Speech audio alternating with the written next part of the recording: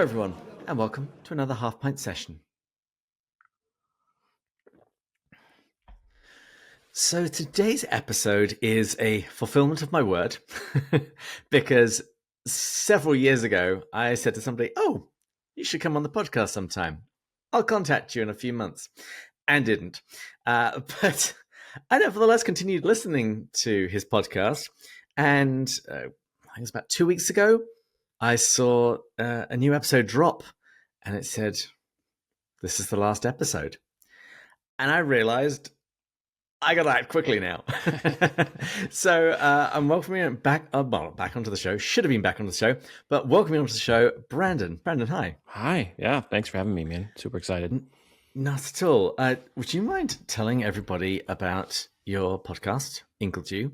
You've had me on that, so This is several years late, but I fulfilled my word. Yeah, there you go. But would you mind just telling everybody how this podcast came about, what you were aiming to do, and then we'll talk a little bit about the journey as you recorded for many years. Yeah. So Inkledeux is, in full transparency, a silly name. Like it really is. Like, and we knew it was silly when we came up with it. We were like, "That's a ridiculous name. Let's do it." Like we absolutely knew it. But the inspiration for it was really the Inklings. More specifically, not so much the Inklings and their writing, but the Inklings in that they met at a pub, had conversations. A lot of the times they were sharing their unfinished works, working through those things, hearing critiques and back and forth, and your work would get better from sharing that with people you trust. And so that was kind of the motivation for it, was really to engage in meaningful conversations. So my co-host AJ, he's my cousin, and he was my RCIA sponsor. And a lot of the meaningful conversations that we had, they kind of started at a Taco Tuesday, right? We would meet for tacos, and it was a kind of a trusted spot where I could ask him questions and be like, "This sounds ridiculous. Like, why am I really supposed to believe that?" Type of a thing. But I could do that. You say Inkledeux is a silly name. Yes. And first of all, I am always down for silly names. But considering you're doing this as Taco Tuesday, it could have been "Let's Talk About It." All I'm saying is there are many more silly names you could have chosen. Much punnier. You're right. For sure. So after that, like, life happened, and then we kind of stopped meeting up for Taco Tuesday, and we realized that there was like this big gap missing in kind of our lives of just engaging in meaningful conversation. And so we started back up, but as life had moved on, married, kids, things like that, meeting up at a restaurant once a week just wasn't practical, and so a podcast was something that made sense. We could meet remote, talk about it, and have those meaningful conversations. And so the name Inkledeux kind of came about from kind of being the second, right? Deux, like French for two, right? The second iteration for the Inklings, and just a way for us to have those meaningful conversations and engage with other people, and hopefully kind of share and spread the value of meaningful conversation. And that was the whole motivation. That's why we started it. That's why we kept on going. Even when, listeners weren't spiking through the roof, right? We didn't have 8 million listeners. It was still valuable, because having meaningful conversations is always valuable, right? It's like beauty for the sake of beauty, good for the sake of good. It was beneficial, even if only 1 or 2 people heard it. And there's also a certain accountability when you've got a regularly scheduled meeting with somebody. Yeah. So I'm a huge Lewis fan, but our podcast has forced me to read more Lewis than I would have otherwise. And it certainly forced me to read it more carefully. Absolutely. Because I know I'm going to sit in front of a microphone and opine about what I think it means in front of some people. And I don't want to look silly if it's 5 or 5,000. Right. Absolutely. Yeah. And so, that's exactly right. Like the big, one of the main benefits through all of it is just that, like, by asking a question, you're forced to engage with it, right? And you really have to work through it, because if you bring it up, somebody's going to question it, and not in a tear you down type of way, but like it's more about consistency, right? And I think that's where you get surprised by joy, right? Like those conversations between Lewis and Tolkien, which just engaged Lewis in all of those really meaningful ways, to the point that, he sits down on his stump or rock or whatever the story was, and he's so surprised by joy that and he's overwhelmed by it, that it's like, oh, I get it. And that's a lot of the times that happened too. We would have the conversations and it wouldn't resolve, right? The topic wouldn't resolve, but it stuck with you and you would chew on it for longer. And then, just you do that enough times, and we said in our wrap up, I feel like there's a level of maturity that I developed just from putting my ideas out there, having them working on them myself, having critiques, engaging with different people with different opinions. How does the other impact my theory? All of these different things. And you start to develop a consistency, and with consistency comes confidence. And then, that influences your faith dramatically. And so there was a ton of, personal benefits to keep it going, even when, like I said, even when listenership wasn't through the roof. Mm-hmm. Yeah, I've often told people, I think everybody should do a podcast for a little while. If step one, find out how hard it is. Yes. Because it's not as simple as it looks. That's right. There's more things you have to do. Two, if you're doing the editing, you will learn to hate your voice and every single verbal tick that you have. That is correct. And all those other benefits about thinking deep thoughts and discussing them with friends. But also, like, the skill of speaking is not something that's natural. It's a skill that's developed. You have to learn how to speak. Like you said, when we started editing, I was like, I think I said and 8 million times. The edits were like 3 hours long because I was trying to cut out all the ums, because it was even annoying me. And then I removed ums and I replaced them with likes. And then, and so this series of the development that came from just listening to it and be like, okay, I need to fix how I speak. I need to be able to be assertive and not passive. And all, it's a skill, and it takes a long time to develop, like you said. And it's also something you fall out of. Every single time we take a couple of months break between seasons and I come back, I listen to the first raw edit and I'm just horrified. It is. Yeah, it's like riding a bike though. Like you pick it back up, but the first ride is always a little sketchy for sure. Yeah. Mm-hmm. And every now and again you go hurtling over the handlebars and break the fall with your face and have to go to the dentist for an emergency operation. That's Fun fact, that actually that happened to me when I was 7, physically, but it's happened metaphorically on the podcast on more than one occasion. But so you two got together and you had these conversations. What sort of things would you talk about? It really developed over time. So, I mean, we were podcasting for, I think we were coming up on 8 years. We started out. You started just a little bit after us. Yeah, I think that's right. Yeah, very, very close. And so, we started out that we didn't really have much of a mission or a vision or a direction, frankly. We felt an urge, a call, and we were answering it. And then we kind of figured it out as we moved along. So we started out with, social commentary and, random things that we liked. And then we sat down and we were like, this doesn't make sense. Why are we talking about this random stuff? Like, we don't even care about this stuff. Why are we talking about it? And so we had to sit down and we were working through, what we wanted to be. And we were like, look, the conversations are so much better. They're so much more energetic. Like, we leave these conversations impacted when we're talking about Christianity, when we're talking about the faith, when we're talking about, what we're reading in the Bible, how Jesus is working in our life. Like, when we're really digging into that, the conversations were different. And we noticed that. And so we were like, well, these conversations are good and we feel it. And then these ones feel like filler and wasted, and we're just posting them so that we have something to post. Like, let's just lean into what we know is good. Right. And so there was a lot of trial and error and just kind of following the, I guess to over spiritualize it, but like really following the spirit of the conversation. Like, if we were leaning into these things and it was good and it was feeding and there was more energy as we were having these conversations, we would lean into that. And so really by the end of it, it was personal journey, personal faith. I used to joke about the podcast being my psychiatry chair.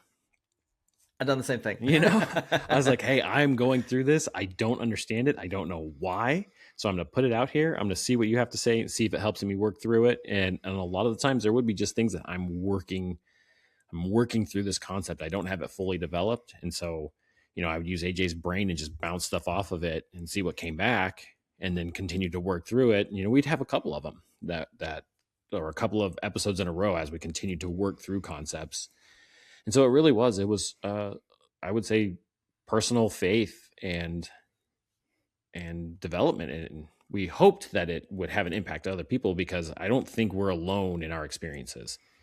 We did about 4 seasons of interviews. We call them highlights, where we were going around to people and saying, like, hey, that's where we reached out to you, say, hey, you want to do an interview, and where we wanted to highlight what people were doing.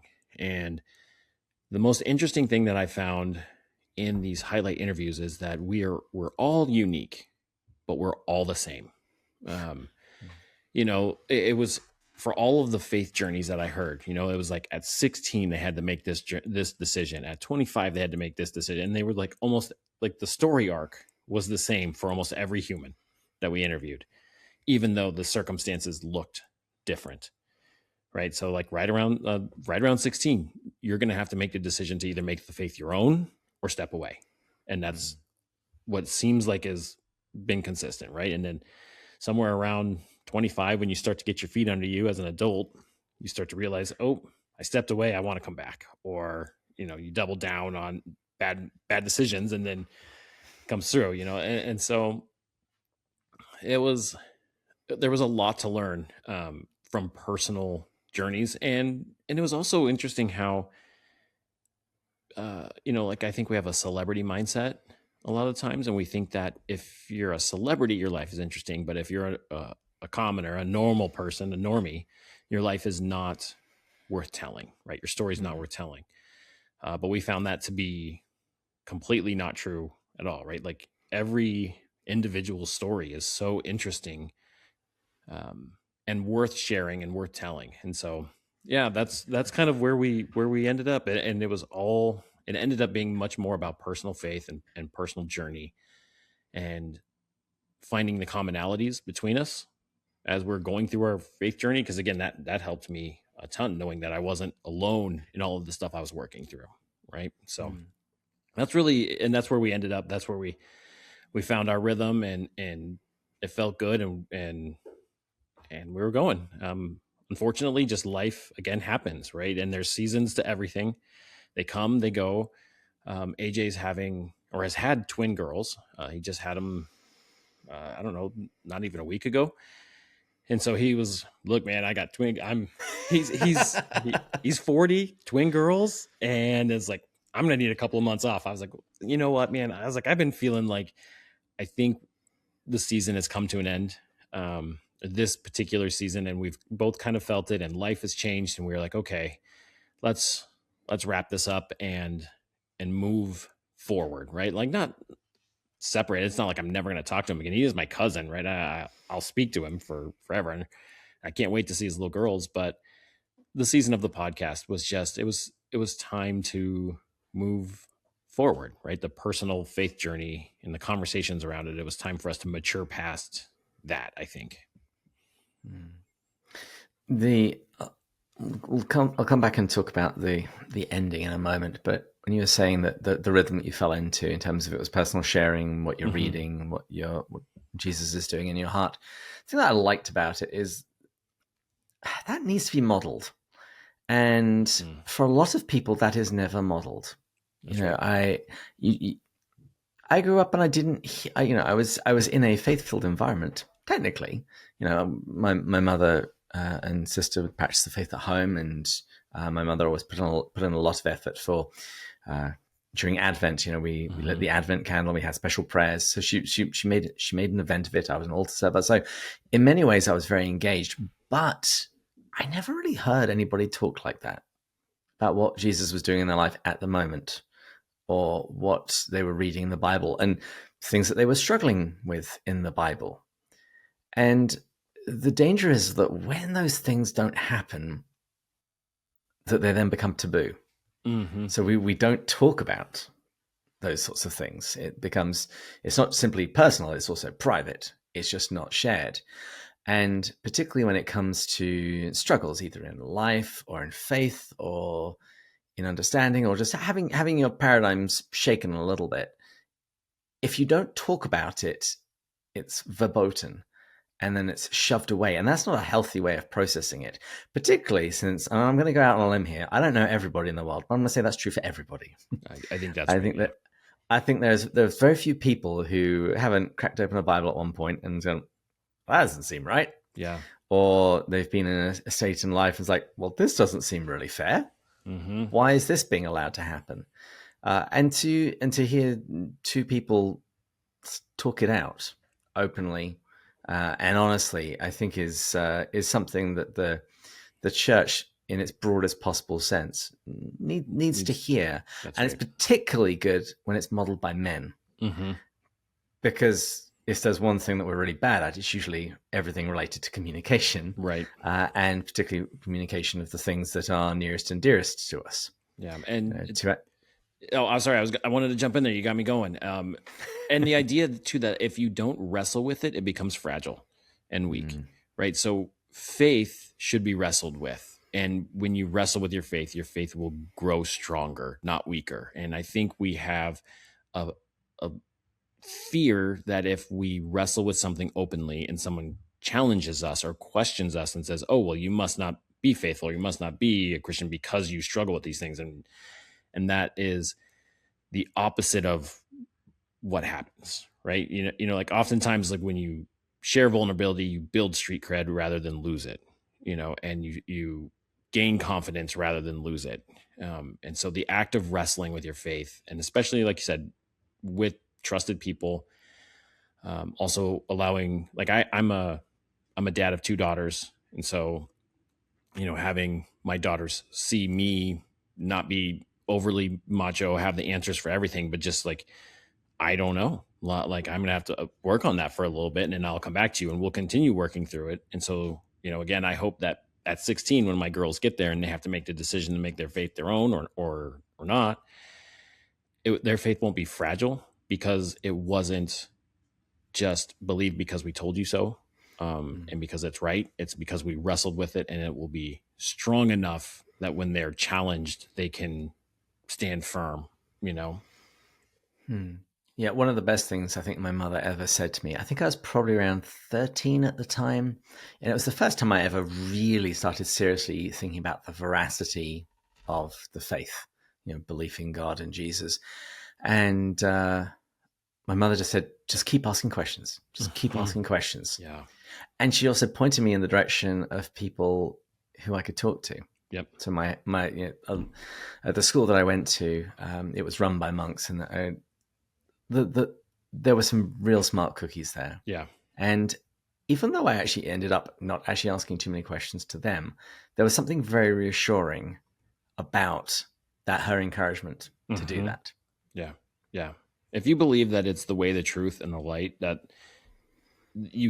if you really believe that Christ is the truth, then you should not be afraid of questions, because there's one conclusion that you can come to if you're consistent in your logic and your pursuit of truth, right? Like one of the guys I interviewed is an apologist professionally, and that was his thing. He's like, I'm going to set out and I'm going to prove Christianity, like question everything, and I'm going to believe whatever I find to be the most true.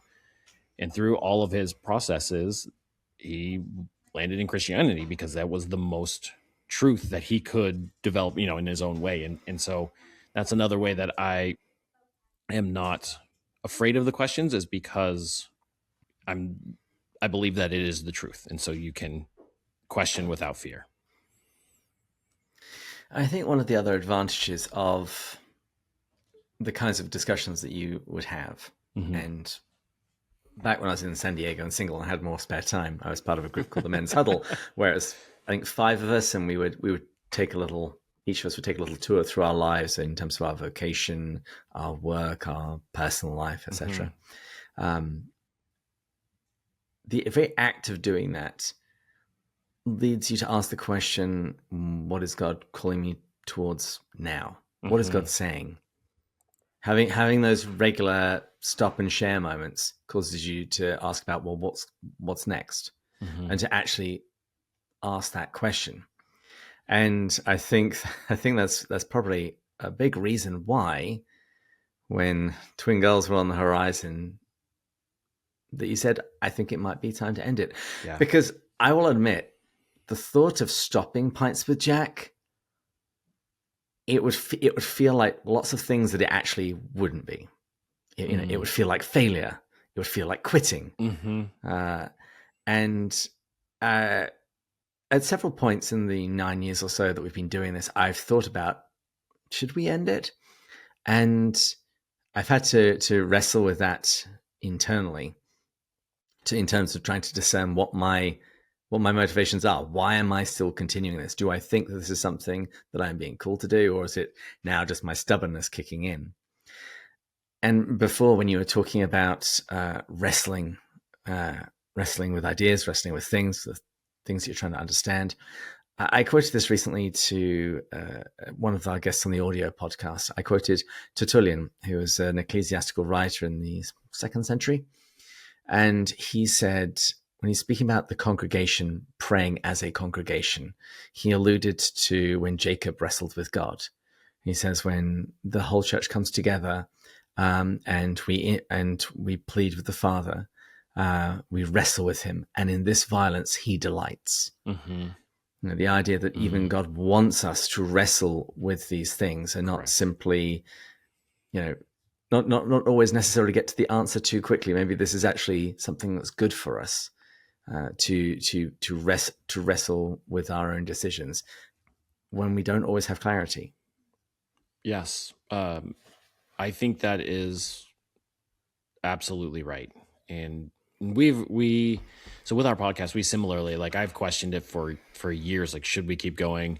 And there was always, the sense that there's still value, we're still getting value. And if an individual, for the amount of effort that we're putting into it, if a single individual listened to it and they got value, it was still worth it. And you're right. The wrestling is that, and that was one of the things we found at the end when I was kind of thinking back through it. When we were starting the podcast and we didn't have all the listeners, and people were like, trust the process, or, learn to enjoy the grind, and all of the tropes that people tell you when you're doing a startup, was aggravating. Frankly, like, I hated it, because you're telling me to just enjoy not winning, enjoying it. Yeah, you're like, this is terrible. The process is not fun. The process is not enjoyable, right? Like, I had to learn how to do websites. Didn't know any of that. Had to learn all the technical side. I'm not particularly a technical person, but I was leading all of that part. And then the process was not enjoyable, right? But then when I was reflecting back on it, it wasn't enjoyable, but it was valuable. And I wouldn't trade it. The value that we got from the process, from wrestling with it, from the frustrating nights, the angry conversations, from all of the things that happened through that as we were going through it and wrestling with it, the value that comes out, like, we're different on the other side, right? So just like, when you wrestle with God, you walk away with a limp, type of a thing. With a limp. Yeah. So you're not going to be the same on the other side of that wrestling match. And that's a good thing. That's the point, right? You should be different when you're done wrestling with God for that period of time, right? And you'll come back to it, I'm sure. But the value is in the struggle with God. Now, you've spoken a little bit about some of the things that you've got out of it, namely more technical expertise than you had before. Is there anything else, as you reflect back, that you would say, this is what I got out of that experience? Yeah, it's so one really interesting thing that I found to be one of those consistent things that humans do, that we all seem to do, is that as we learn something new, we believe that we are now better than other people, and we're smarter, better, more sophisticated. And then there's this process of, like, unlearning that pride that comes with that new thing, and then a humility that comes with acceptance. So we do a lot of coffee and beer. We roast our own coffee. And that's how we supported the podcast, was selling coffee. Once I made the switch to like roasting and making my own coffee and hand brewing, I got really nerdy into it. Like I was bougie and looked down on everybody who drank anything other than this most sophisticated coffee, because that's not coffee, this is coffee type of a thing. And then, as I worked through it and I found that, life's picking up, like I would rather just have a decent cup of coffee on the move than have to sit there for 20 minutes hand brewing it and hand grinding it and all these things. And you're like, oh man, that's where it comes. Like it's this full circle thing. And we saw it with lots of people, with whether, it was beer, we became Cicerone certified. And so like when we were going through the Cicerone program, like we noticed like, oh, we learned all this stuff about, we're certified beer servers now, and we scored this much. We're so much smarter than everybody. And then you're like, you know what? Like there's a place for Miller Lite. Like it's not just, all the bougie craft beers. Like there's a place for these things, and there's a maturity that comes with that full circle thing there. And I think that was true in our personal lives in the podcast too. Right. We both had, so I had a religious studies degree. He has a theology degree. AJ does. And I believe it's a theology degree. But either way, we came out of it. We were young. We had read some books. We thought we were smart, right? And we thought people should listen to us because we were smart and because we had read things. And then there's just this journey of maturing, and you come out on the other side of understanding that everybody's we're all on the same road. We're just in a different spot on that road. And so to judge somebody who's on the spot where you were, last year or 5 years ago, doesn't make any sense at all, right? Like you should encourage and help that person because you know what it's like to have been in that spot on the road. Not judge them because they're behind you, or be jealous of somebody who's in front of you because you'll be there at that point in the road eventually. So something to, drive towards as you, look towards those people who have really made it far. And then, like I said, not judge the people behind you. So you're kind of, there's a humility that I think has been one of the biggest benefits of wrestling with all these ideas, and then seeing that, hey, we're all on this same road.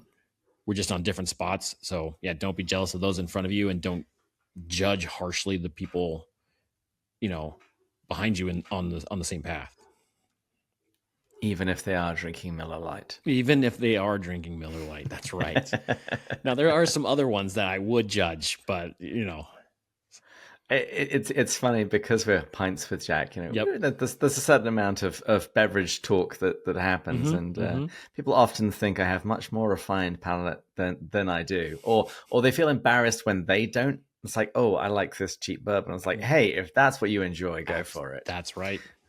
The only thing I think is out of bounds is when I'm pretty sure somebody's pretending to like something expensive and sophisticated, and I don't think they actually really like it. When they sip that scotch and there's a slight shudder that goes with it.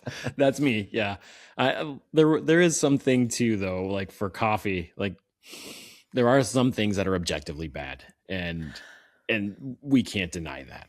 So we have to accept that. So there is a level of accountability that we need to hold our brothers and sisters to, and that you should not drink anything from a giant plastic or tin can, like period. Like it should not be done. It's objectively bad. Sin is real. Sin is real. But I lived in Seattle for a couple of years, and I took a 2-month sabbatical from work, and each day I went to a different coffee shop, and my plan was I'm gonna drink in all the coffee shops of Seattle and rate the best. And I put like a little dropper on my personal Google map for each place I went.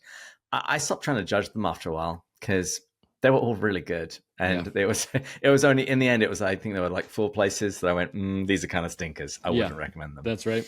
And a lot of it is more personal taste. Like you go to a shop and you're like, I like this shop. Like this, I like this vibe. And then you go to one and the coffee's great, but you're like, I don't want to sit here. I don't enjoy being in this place. And so you find the environment impacts your experience as much as the beverage does. So yeah, absolutely.